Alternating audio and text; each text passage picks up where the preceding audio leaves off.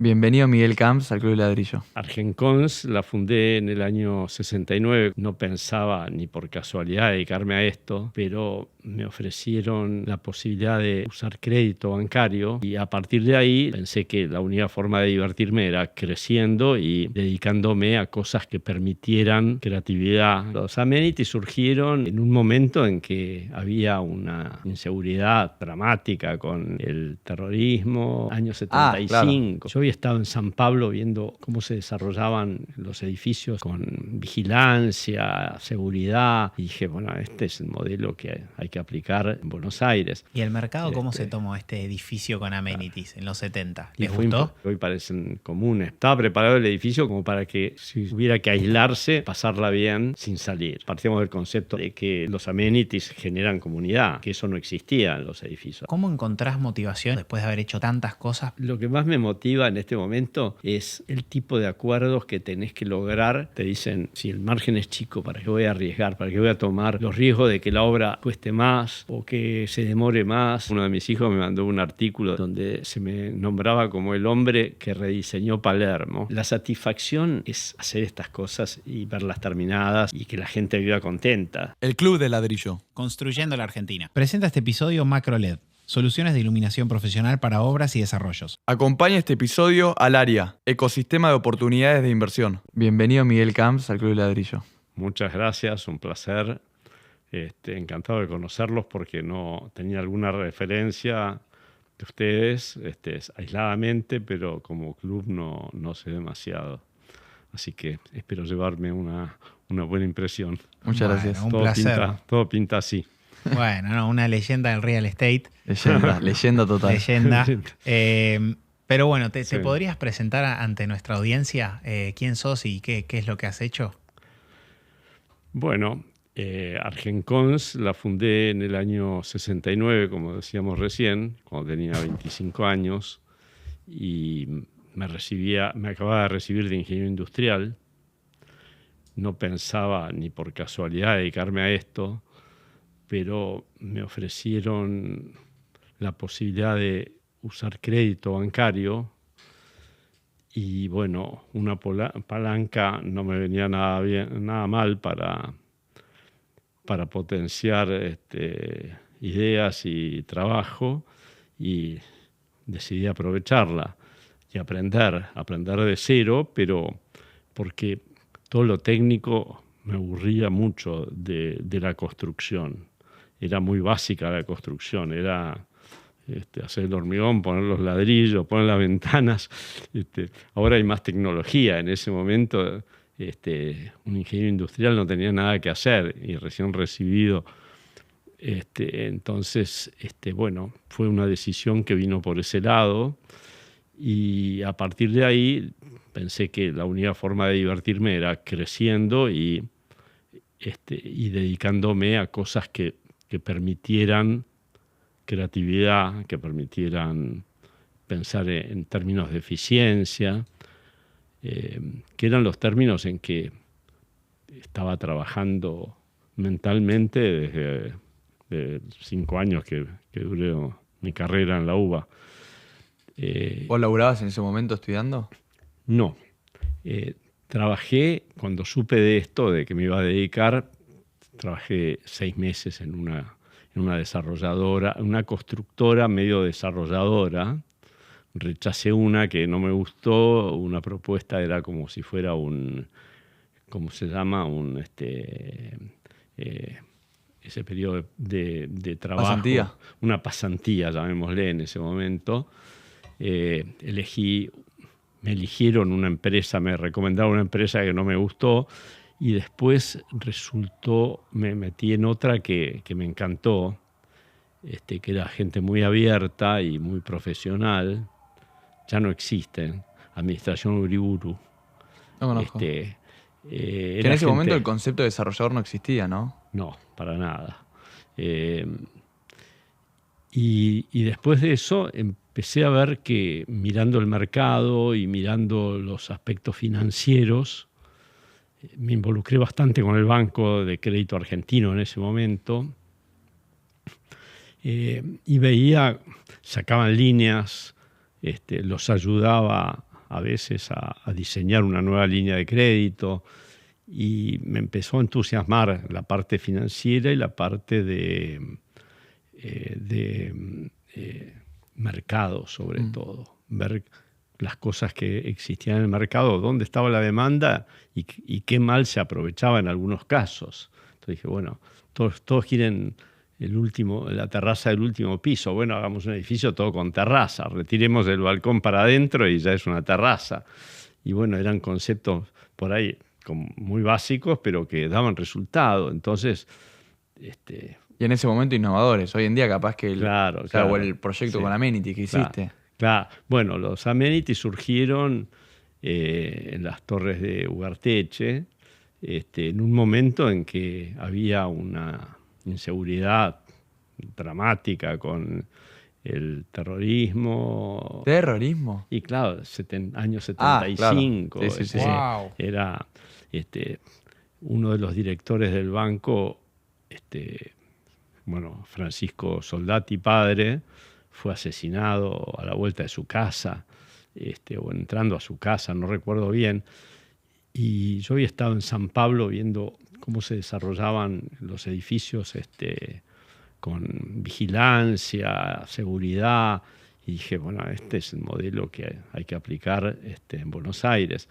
Y conseguí una tierra muy interesante, que era una manzana, en definitiva. No me alcanzaba la plata para comprarla, pero hicimos el diseño del master plan, y con ese colocamos la mitad y pudimos pagar. Vendiendo unidades. Vendimos la mitad de la tierra. Ok.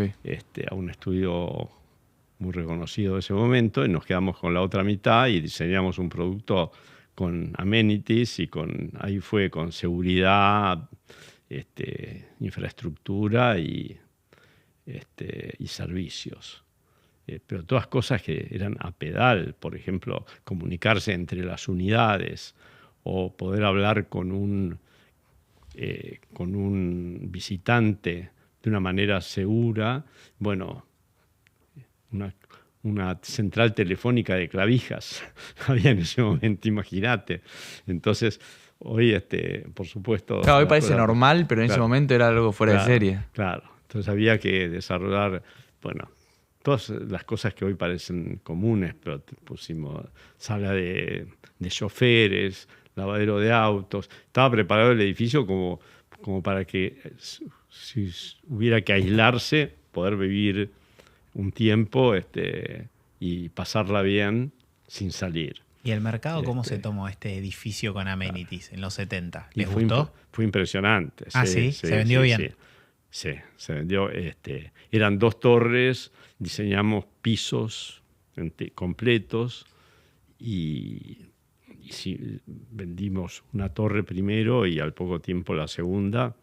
Doble página de Nación. Yo diseñaba las publicidades. No las diseñaba, pero le daba al publicista la info que había que poner y hasta los eslogans. Y bueno, resultaban esas cosas. Después vino una época de Alfonsín que prácticamente la construcción era mal bicho, y tomé un tiempo sabático que estudié filosofía. ¿Que paraste ahí de desarrollar? Paramos de ¿Cuánto desarrollar, tiempo fue eso? Hizo unos 5 o 6 años. Del 83 al 89. ¿Paraste completamente? Sí. Mirá. Completamente en seco. Sí. Terminamos lo que teníamos, que eran esas 2 torres y otra en Belgrano.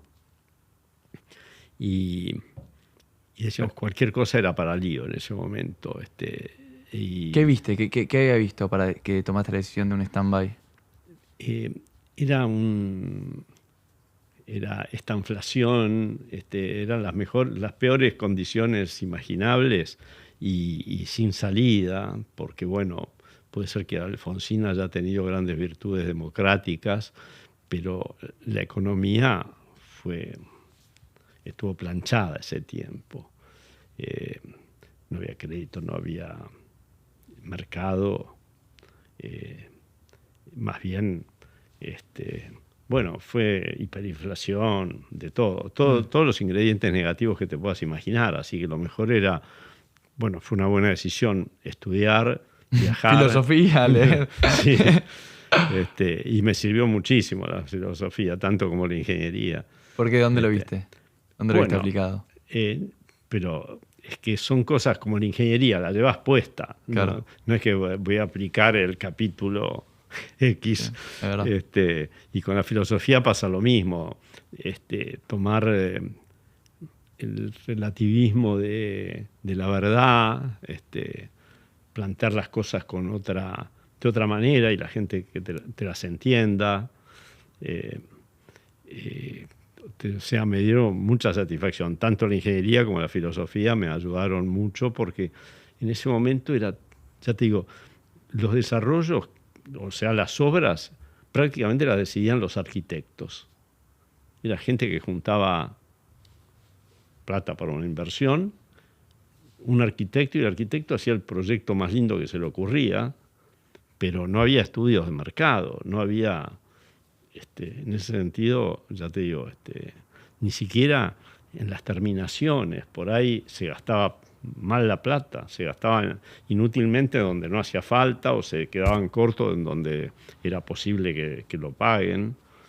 Entonces, bueno, volvimos después de Alfonsín con las primeras palabras de Menem, dijimos, bueno, esto cambia. Y fue muy buen momento. Yo había sacado una muy buena experiencia anterior. Ese lapso, viste, como cuando uno se va a dormir y se despierta con buenas ideas, es lo mismo. Ese retiro transitorio me dio impulso como para, bueno, ahí creamos la marca Cartier, creamos el primer conjunto Cartier, fue un éxito, había cola para verlo, hicimos un showroom con departamento modelo entero incluido, un departamento de 3 dormitorios adentro del showroom. Que en ese momento no se hacía así, ¿o no? Nunca se había hecho. Ah, mirá. ¿Por qué Cartier? ¿Qué sería eso? ¿Qué es eso? Cartier significa barrio, Ah. ¿no? Y bueno, nosotros partimos del concepto de comunidad, de que los amenities generan comunidad, que eso no existía en los edificios. Apenas la gente se conocía. Hoy, de un piso al otro, bueno, los amenities ayudan a cancha de tenis, gimnasio, cancha de squash. O sea, era medio un club. Y nos pareció adecuada esa palabra, que además sonaba lindo, ¿no? ¿Vos francés sabés? No, nada especial. Cartier, ¿sabés? Cartier sabe decir. Estudié en El Salvador, ¿viste? Yo también fui, los he escuchado a ustedes. ¿Quién de ustedes estudió? ¿Al Colegio del Salvador? Al Colegio del Salvador. Mirá, sí. Yo también, ¿qué camada? Sí. Y camada 63. Wow, yo soy 149. Ah, bueno, no, año 63. Ah, ¿Qué ok. número de camada? Ah, Y bueno, hacer la cuenta, sí, no me acuerdo. está bien. Por ahí ando en el patio en alguna de esas. Qué bueno. Pero bueno, el francés de 2 años como materia común, así que no mucho más. Pero la marca resultó linda y pegó mucho. Y generábamos de última, por ejemplo, Palermo Nuevo, que fue donde pusimos principalmente el foco en aquel momento. El otro día uno de mis hijos me mandó un artículo de no sé qué diario, si de Clarín o de cuál, donde se me nombraba como el hombre que rediseñó Palermo. Bueno, porque había hecho las Torres de Ugarteche en un lugar que era talleres mecánicos alrededor. Ya. Estaba el Palacio Devoto, en Libertador, pero atrás de eso era y Palermo Nuevo pasaba lo mismo. Había una manzana que es donde Cafif hizo Le Parc, y sacó la rémora del barrio, que era una manzana que había sido estación de tranvías, estación de ómnibus, depósito de autos de la policía, en fin. Y al eliminar esa manzana, la lógica era que todo el barrio cambiara. Y bueno, Moïse decía que él hizo el gasto y nosotros sacamos el provecho de esto porque hicimos Cartier de María enfrente, que eran 4 por piso en vez de 1 por... Son 2 por piso en Le Parc, ¿no es cierto? Pero 2 enormes. Nosotros habíamos hecho... Que el Le Parc de María sería. El Le Parc de María, sí. Nosotros hicimos 2 torres con 4 unidades por piso en cada una. Claro. Eran 250 departamentos, que hoy es un edificio que tiene una demanda tremenda todavía, porque es emblemático, es ladrillo visto, nos dio un laburo bárbaro. Es unas torres con cúpulas piramidales. ¿Te metías en toda la parte del diseño vos? ¿O era más en la parte del negocio? Totalmente en el diseño, totalmente no diseñando, sino proponiendo, criticando hasta llegar al producto que buscábamos, ¿no? Y de repente, bueno, ahí también desarrollamos el cerramiento de las terrazas, porque bueno, los balcones computan 50% de FOD. Con lo cual eran ambientes que les podías dar valor si les dabas un formato susceptible de ser cerrado. Y entonces le pasamos esto a una vidriería que terminó siendo Balconfort. Balconfort nació con nosotros. No, mentira, mirá vos. Claro. Y lo trajimos y le digo, mirá, esta pelota picando delante del arco, ¿te animás? Y el tipo se fue, buscó en Europa y se trajo el sistema. El sistema, que hoy en día es el Balconfort. Claro. Ahí también en esa época, no en la primera, pero en la segunda torre de estas, eliminamos ya las cortinas de enrollar, que era algo incuestionable. La cortina de enrollar no podía haber otra cosa. Bueno, se eliminó la cortina de enrollar y no pasó nada. Pusimos Durlock, estaba picando y no arrancaba porque el primer torre que habían hecho con Durlock se había fisurado todo, entonces ya esto no sirve para construir en altura. Y bueno, nos pusimos a alguien, un equipo técnico y le desarrollamos el manual de aplicación de Durlock en edificios de altura. Y bueno, nos regalaron todo el Durlock de una torre, de Cartier de Oro, por ejemplo. Y así estaba todo por hacer. De repente venía Aquasystem. Y Aquasystem lo estudiábamos y decían, esto no puede fallar, es impecable. Entonces se animan, sí, una torre de las de María, nos regalaron los caños, todo el sistema. O sea, la creatividad venía de esa manera, hoy parece muy elemental, pero eran todas creatividades. Cuando aplicamos el Durlock, hicimos 4 unidades por piso con 2 ejes de simetría, pero le dábamos 12 opciones de configuración interior. Entonces vos podías decidir cuando comprabas, que tenía que ser más bien cerca del pozo, qué configuración querías. Entonces había una gran suite y mega recepción, hasta 3 dormitorios con dependencias, pasando por todas las variantes intermedias, que lo podía elegir sin costo adicional cada. Entonces el Durlock pasaba a ser de segunda.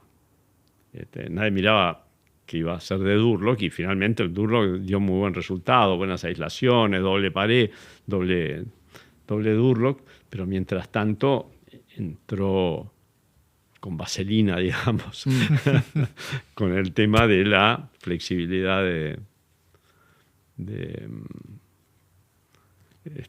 perdón por la metáfora, pero bueno. No, por favor, no pasa nada. Por favor. ¿Pero esto qué año fue más o menos? Esto era en el 96. Que en ese momento ya Argencons era una compañía más consolidada. Claro. ¿Cuándo se empezó a consolidar Argencons?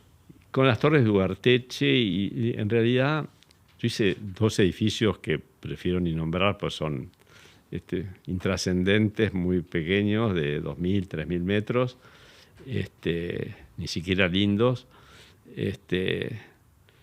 Y el tercer edificio fue una torre en Geli, entre Cavia y Scalabrini Ortiz, ahí en Plaza Alemania. Esa torre se hizo con las terrazas retiradas y bueno, fue un bruto éxito ese edificio. Eran unidades intermedias, tamaño no muy grande. Cuando hablas del éxito del edificio, ¿sería que se vendió bien, que ganó guita, que ganó la guita que debería ganar? O sea, y que tiene hoy mismo valor. Mucha demanda. Demanda en sí. En el barrio es ícono del barrio. Ugarteche también es ícono, claro, para el barrio. De María o Las Torres, los tres Cartier de Palermo Nuevo son íconos, la gente quiere estar ahí. El Banco Francés llamaba a su sucursal de Palermo Nuevo, la llamaba sucursal Cartier. O sea, trascendían. Y también nos enviciamos con eso de no buscar los lugares ya consolidados, sino descubrir nuevos lugares que finalmente pagabas mucha menor incidencia y lo ponías en valor con el esquema Cartier, con el esquema o por la calidad o por los amenities, y finalmente valían lo mismo que si hubiesen estado en una ubicación mucho más cara, porque la gente los buscaba por sí mismos, ¿no? Bueno, después de los 90 vino el crash del 2001. ¿Y cómo te agarró ahí en ese momento vos? Finalmente, o sea, fue un estrés porque teníamos dos obras muy grandes, una de 2 torres y otra de 1. Y fue un estrés porque veías venir el cachetazo, pero no sabías ¿Cuándo? por dónde. Claro, ni cuándo ni por dónde. Pero nos preparamos con la lógica que se nos ocurría pensar que para ese lado era la mejor defensa. ¿Y cómo fue? ¿Cómo era? Y endeudarse, bueno, en una torre nosotros veníamos con crédito de 2 bancos. En esa época... ¿Créditos al desarrollador? Créditos al desarrollador, que incluso licitábamos a los bancos. No, histórico. Es otro país. Claro, otro mundo. País, de otro mundo. En la época de los 90, los bancos vinieron, se largaron al mercado inmobiliario con fuerza, o quisieron largarse al negocio inmobiliario, y nosotros teníamos un prestigio que casi nadie tenía. Entonces lo usamos y les decíamos, el edificio va a ser así, el marketing va a ser así, bueno, qué condiciones me das, y lo mismo, le dábamos la misma información, como quien licita una obra, licitábamos el crédito, adjudicábamos. Bueno, en el 2001 estábamos haciendo Cartier Sinclair, que son dos torres ahí, y teníamos crédito de 2 bancos. Y bueno, el banco te apuraba para que devuelvas crédito, y yo decidí devolver, acá está la escritura de préstamo, te va a devolver lo mínimo que permite el contrato de préstamo. ¿Por qué? ¿Por qué dijiste eso? Porque sabíamos que iba a venir un salvataje, y el salvataje fue finalmente que... salvataje a los bancos. Salvataje a los deudores. A los deudores. Porque vos debías dólares, que luego, o sea, debías dólares, pero cuando se devaluaba, el dólar, bueno, se fue a ¿cuánto? A 3, a 4. De 1 pasó a 3 o 4. Entonces, los bancos aceptaban, no podías cancelar. La gente le quedó capturado los dólares en los bancos y le daban pesos en vez de dólar. Claro, vos hiciste lo mismo que los bancos hacían con la gente, vos hiciste los bancos. Se lo hizo a los bancos y entonces los bancos finalmente salió algo que permitía sacar plata solo para comprar inmuebles. Sí. La única forma de retirar tus depósitos en dólares que no fuese en pesos era si comprabas inmuebles. Entonces vendíamos y con eso cancelábamos. Los inmuebles subieron, obviamente, había exceso de demanda para poder cancelar para poder retirar su plata. Los bancos de los te querían bancos. matar en ese momento, ¿no? No, la verdad es que se la tenían que bancar. Tenía un socio muy, muy importante que después tiene bastante que ver hoy con nosotros, no lo vamos a nombrar, que estábamos Inversor de haciendo... ustedes. Socio inversor. Era socio en un edificio. Y yo fui 6 meses antes, contento porque estábamos haciendo con el capital de él la obra. Yo conseguí un préstamo del Boston que nos permite devolverte todo lo que te debemos y ya no te debemos nosotros a vos, sino le debemos los dos al banco. Y no la vio, y no quiso, dijo, no, ¿para qué voy a pagar intereses si yo tengo la plata? Bueno, por suerte, con buena voluntad de las dos partes, llegamos a un acuerdo pero no nos beneficiamos tanto como nos beneficiamos en la otra obra, y él no perdió tanto como si se hubiera quedado, porque vos devolvías en pesos. Claro. Entonces, bueno, lo asesinabas. Un 25%. Lo asesinabas, claro, si le devolvías pesos en vez de dólares, ¿no? Entonces, bueno, hicimos una tranza. O sea, la historia, la experiencia, son estas cosas, son decisiones que pueden estar mejor o peor tomadas, pero que a su vez arrastran historias, negociaciones, con bancos, con socios, por ejemplo, en la primer torre esa de Plaza Alemania, me agarró el Rodrigazo por no sé si la mitad, antes de la mitad de la obra.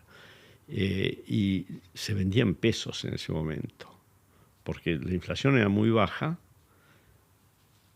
pero ibas cubriéndote porque vendías en pesos y contratabas o acopiabas materiales en pesos también. Todo a pagar. Ellos te pagaban, era a pagar el precio y vos a pagar los materiales. Pero viene un Rodrigazo y vos decís, en compras menores te devolvían la seña y te decían, volvé mañana. Tu seña te la devuelvo y negociamos el mes que viene. Yo verifiqué las empresas con las que había copiado y me respondían, y más o menos concordaba con lo que tenía vendido. Entonces... ¿Pudiste calzarte bien? Me pude calzar bien. Entonces, fui una excepción en ese momento, le respeté el precio a todos los que había vendido. Y eso fue una estrategia de posicionamiento que además me nacía, porque yo en ese momento yo estaba arrancando, tenía que hacerme un nombre y quería mostrar la honestidad con que nos manejamos siempre. Entonces le respetamos el precio. No podían creer. Era un 40% vendido y 50% se lo llevó. Ahora el otro 60% ganamos un montón porque la obra tuvo mucha demanda y porque se dieron bien las cosas. Pero ahí, qué sé yo, me acuerdo uno de los compradores, el Colorado Narváez, estaba chocho. Mirá.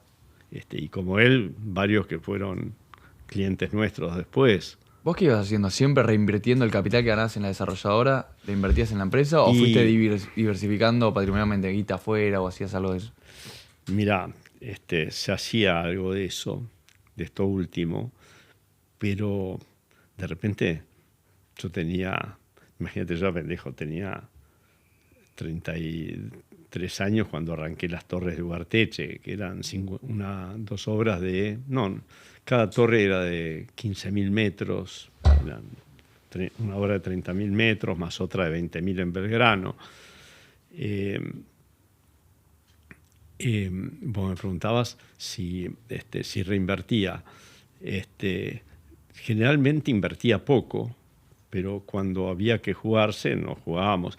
Y en un momento dado que juntamos bastante rédito, bastante liquidez, nos agarró un crash americano.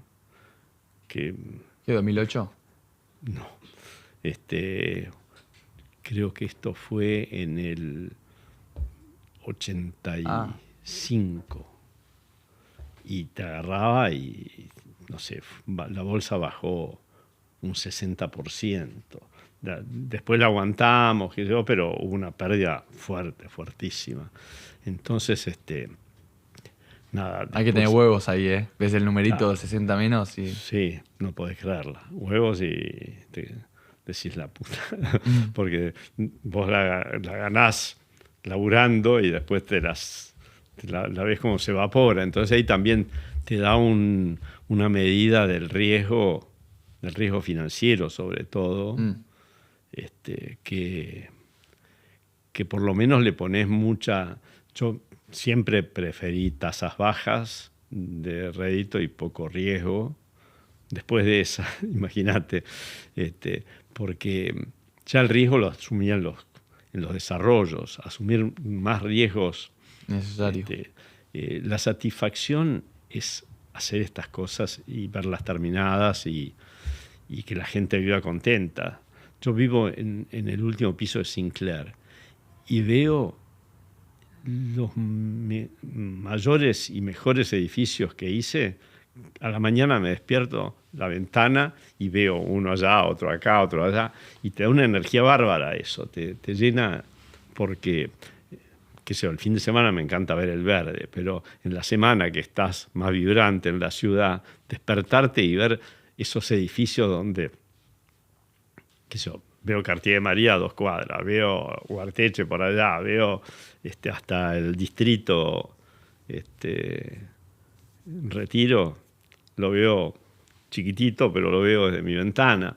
Y esas cosas a mí me dan mucha satisfacción, ver cómo, no que el edificio está ahí, sino que además son cosas que te encontrás con la gente y la gente te agradece por cómo vive. Te encontrás con gente que te compró hace 20 años y te felicita porque vive contenta en el lugar donde te compró hace 20 años. Entonces la plata después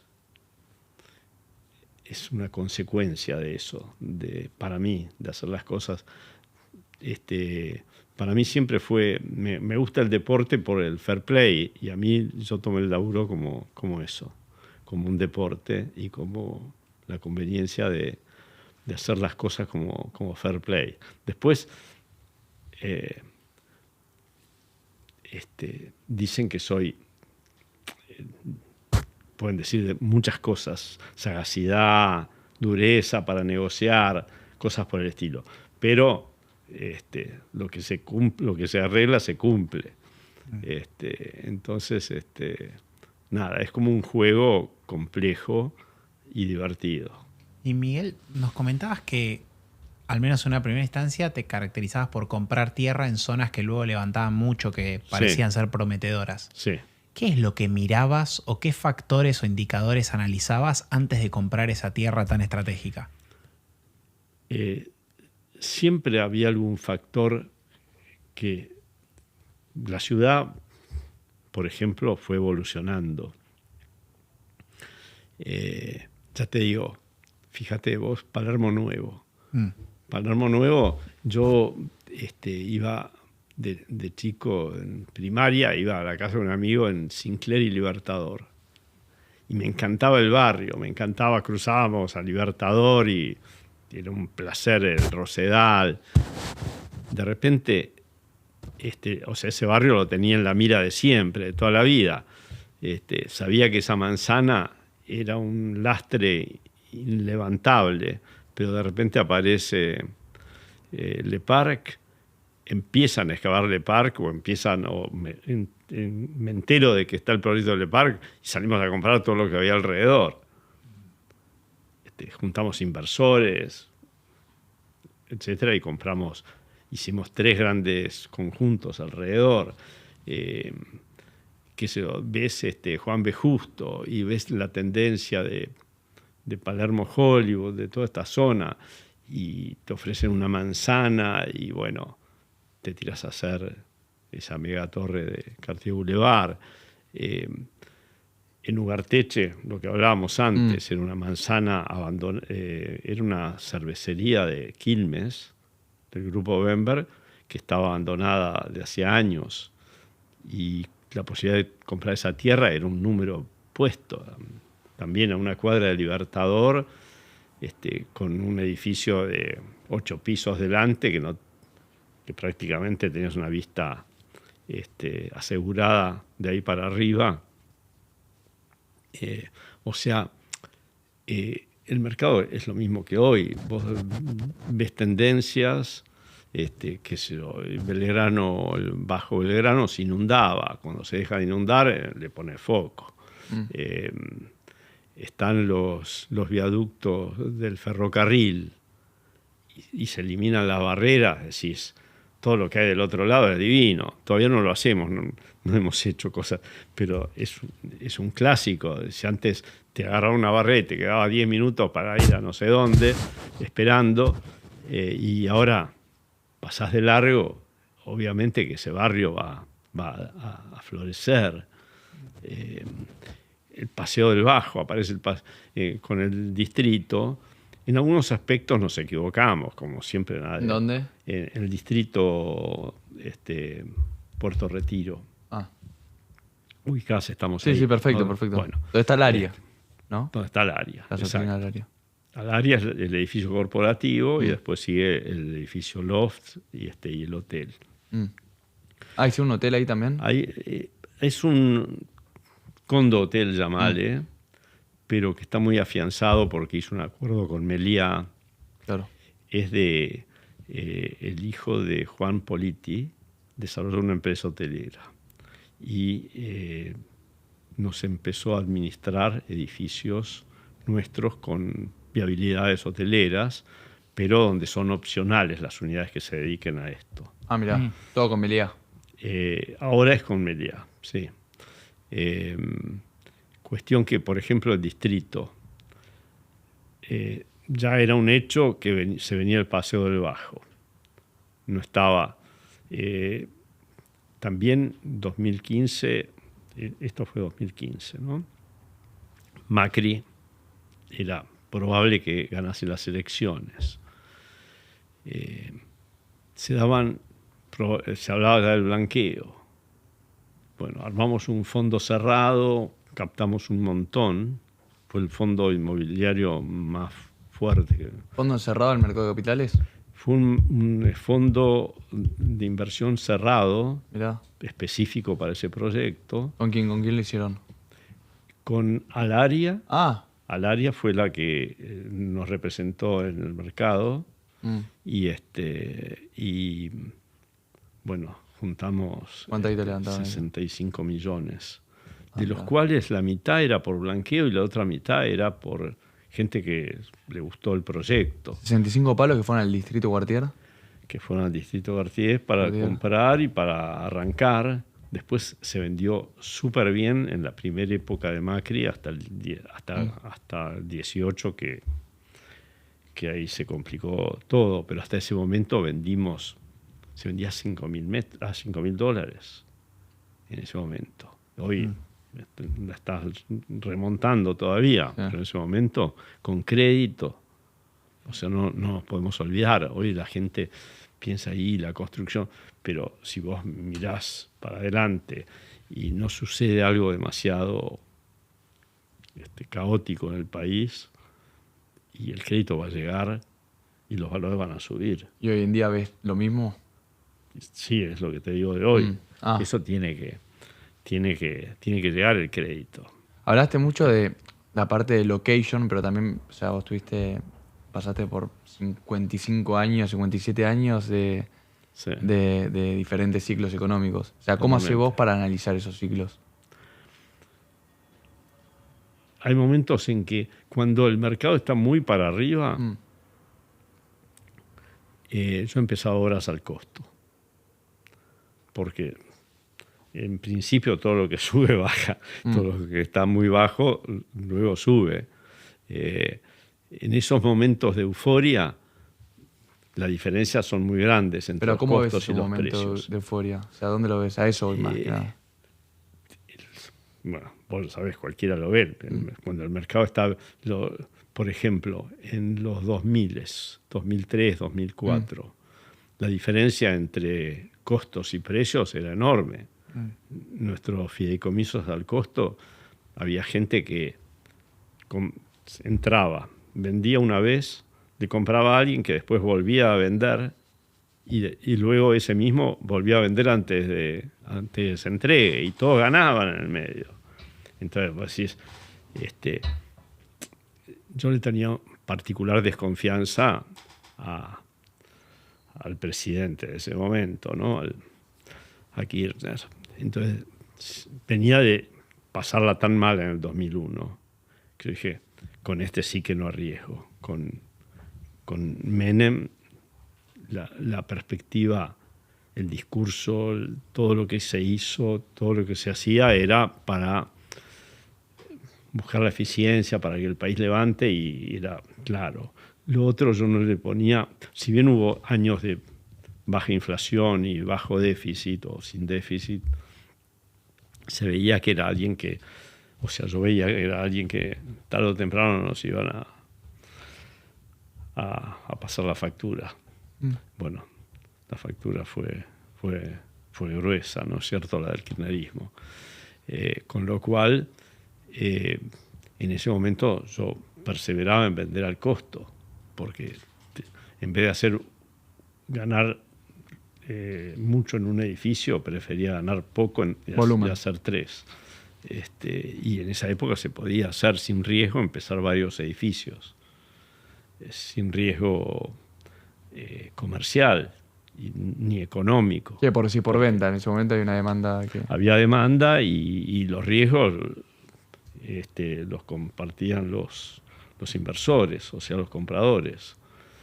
Si pasaba cualquier descalabro que yo no descartaba,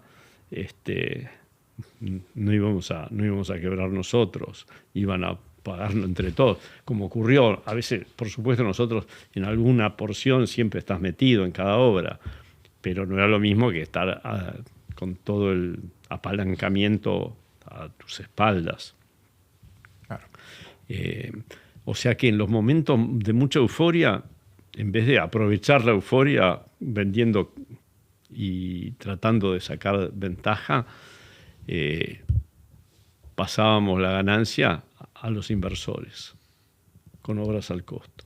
En los momentos flojos, como sería inmobiliariamente hablando, los costos altos y los precios todavía bajos, yo empezaría obra a inversión propia, no a inversión de otros, porque pedirles a tus seguidores, a tus inversores que te sigan en este momento, te dicen, si el margen es chico, ¿para qué voy a arriesgar? ¿Para qué voy a tomar los riesgos de que la obra cueste más o que se demore más?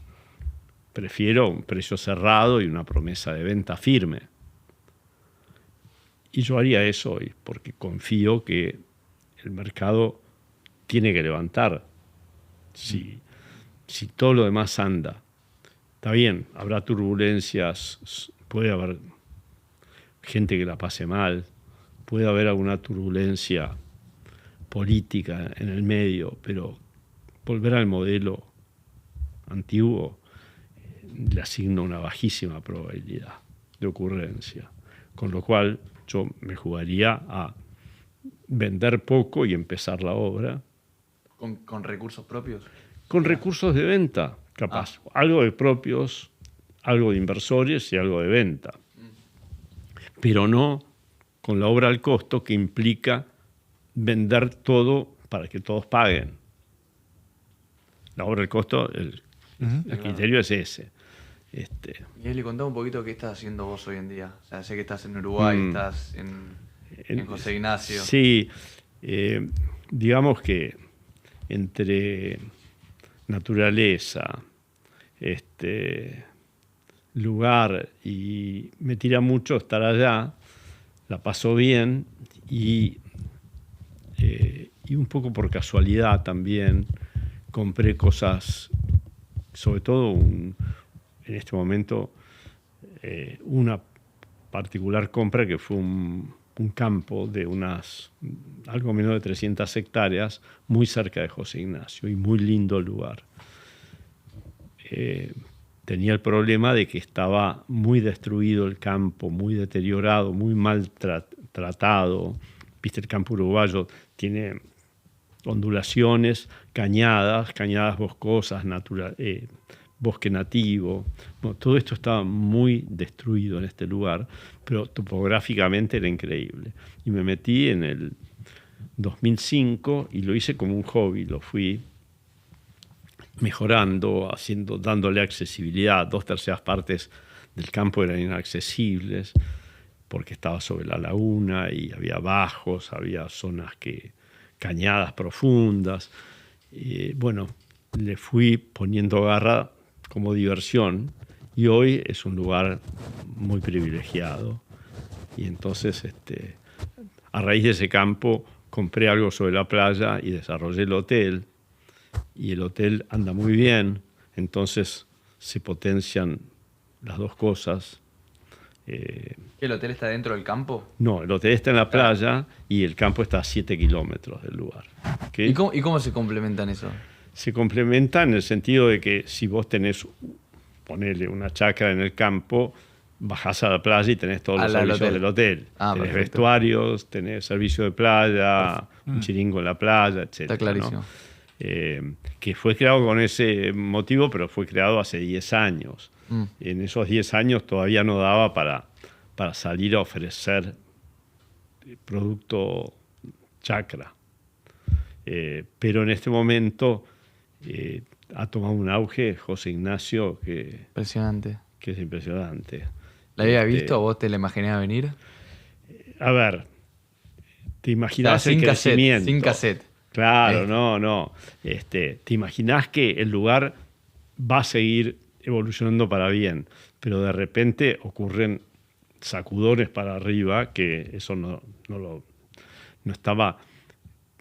podías prever por dónde iba a venir. Por ejemplo, el polo le dio un empujón tremendo, o le está dando un empujón tremendo, porque es probable que la temporada de José Ignacio o de Punta del Este, si se quiere, vaya reemplazando a la de Palm Beach. Mirá. Están todas las fichas puestas para ese lado. Pues el polo está, no sé si manejado internacionalmente, pero claramente los mejores jugadores son argentinos.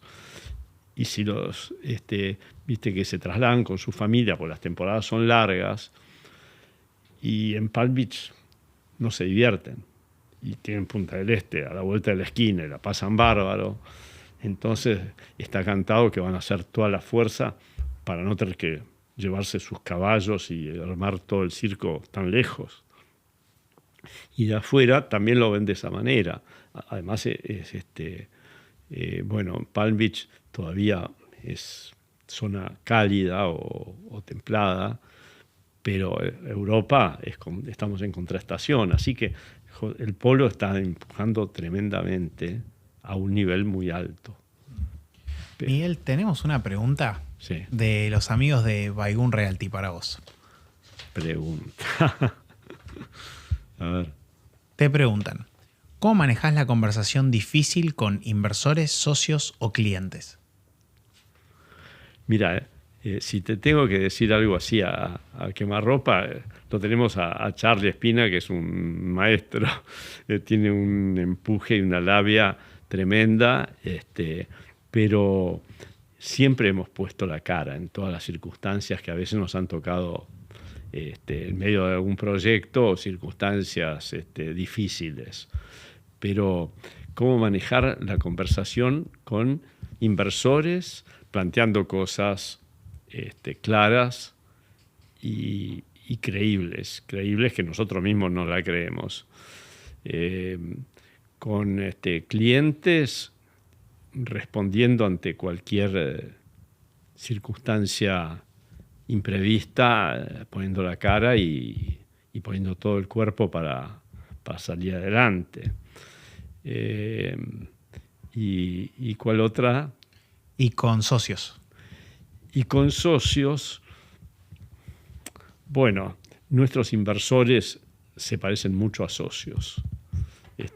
Internamente somos pocos y somos muy, muy cercanos.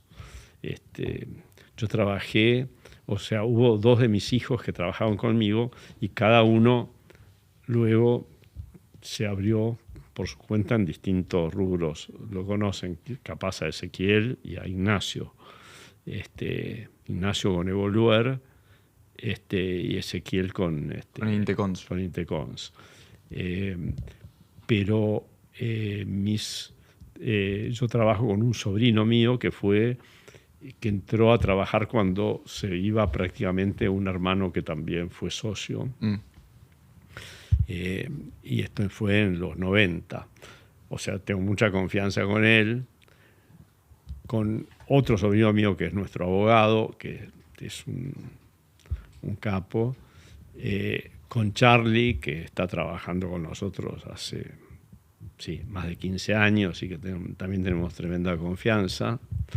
Así que socios es muy interna, muy, muy cercana a nuestra relación. Almorzamos, nos tenemos confianza. Ariel Turquí es un recontra capo en lo técnico de obra. Y después hay la gente del área, se puede decir que son socios virtuales.